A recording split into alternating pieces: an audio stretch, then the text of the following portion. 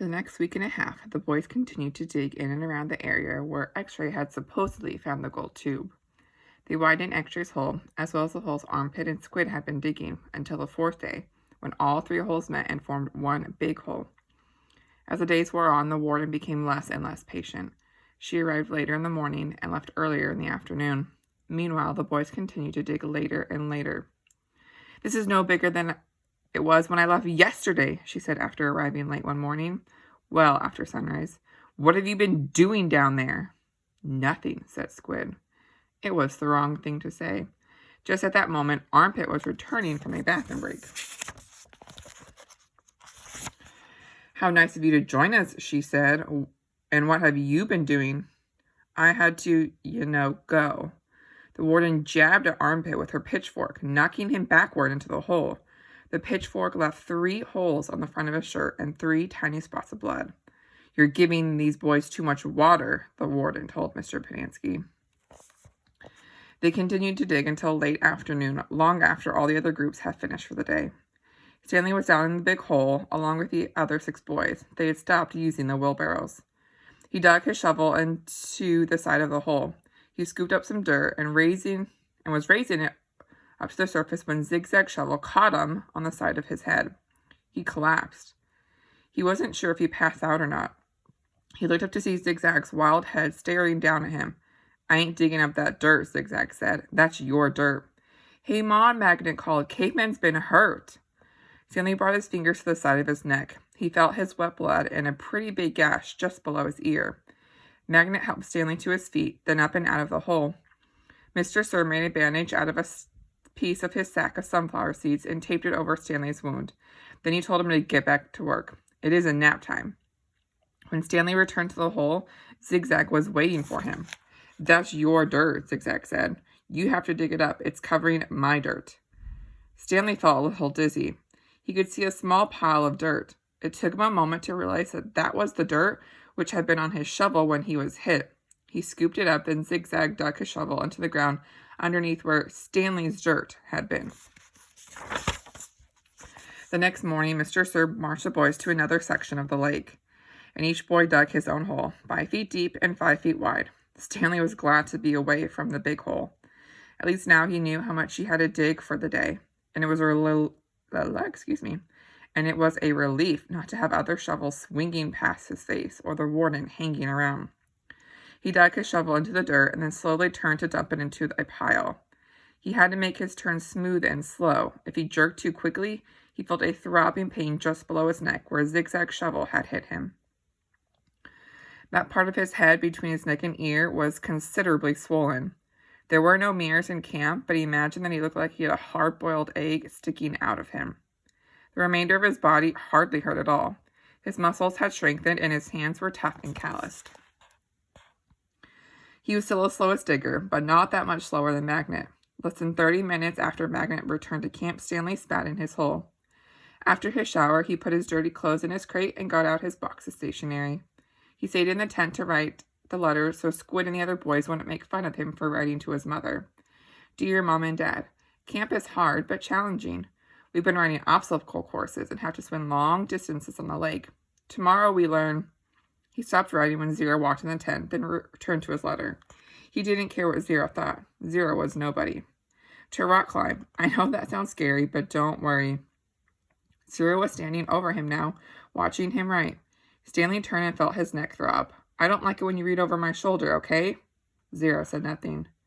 "I'll be careful. It's not all fun and games here, but I think I'm going to learn a lot.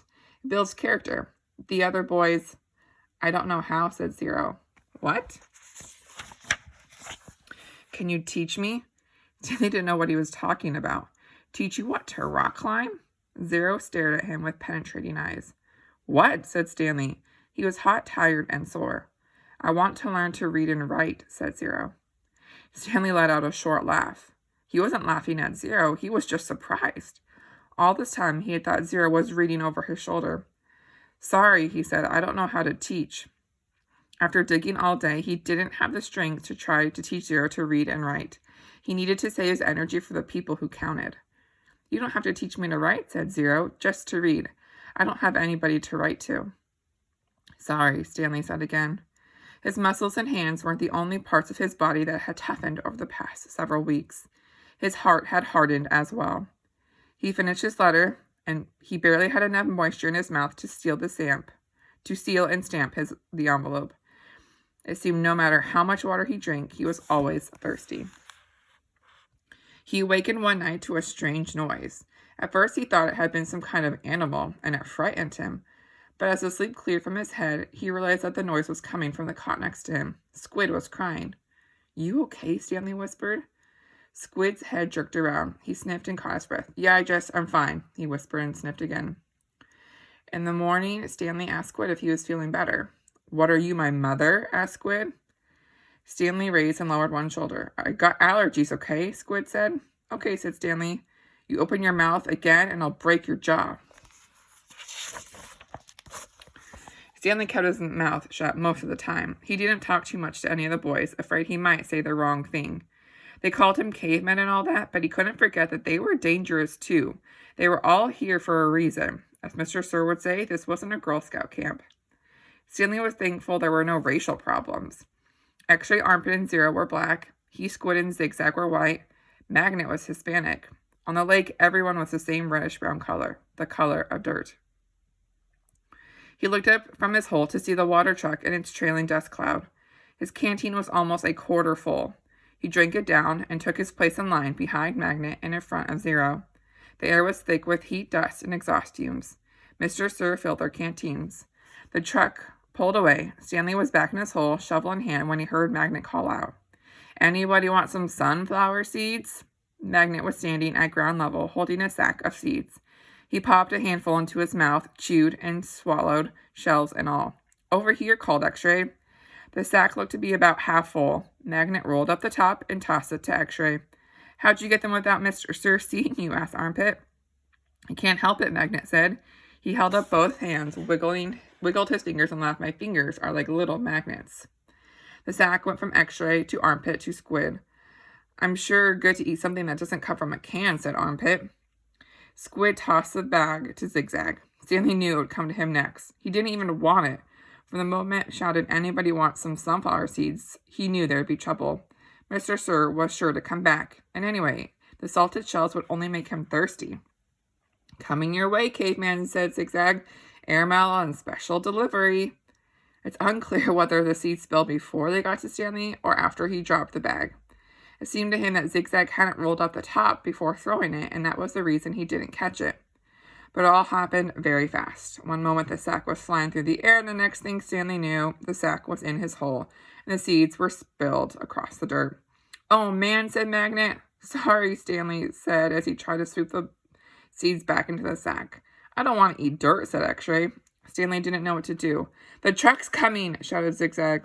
Stanley looked up at the approaching dust cloud, then back down at the spilled seeds. He was in the wrong place at the wrong time.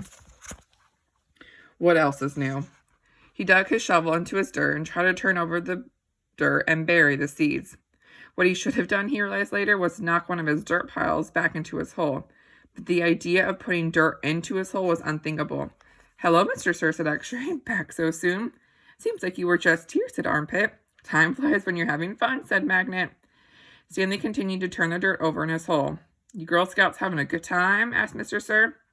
He moved from one hole to another. He kicked up a pile of dirt by Magnet's hole, then he moved toward Stanley. Stanley could see 2 seeds at the bottom of his hole. As he tried to cover them up, he unearthed a corner of the sack.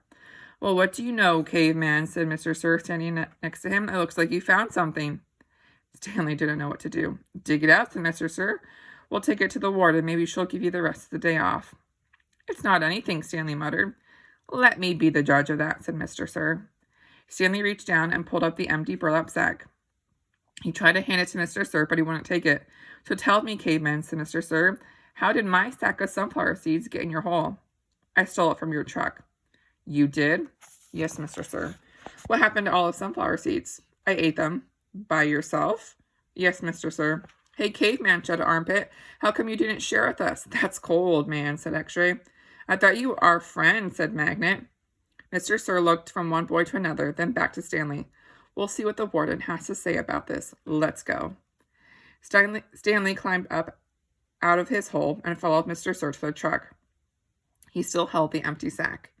It felt good to sit inside the truck, out of the direct rays of the sun.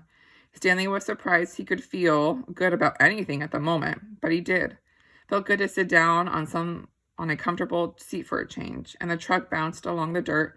He was able to appreciate the air blowing through the open window onto his hot and sweaty face. We'll see what happens tomorrow.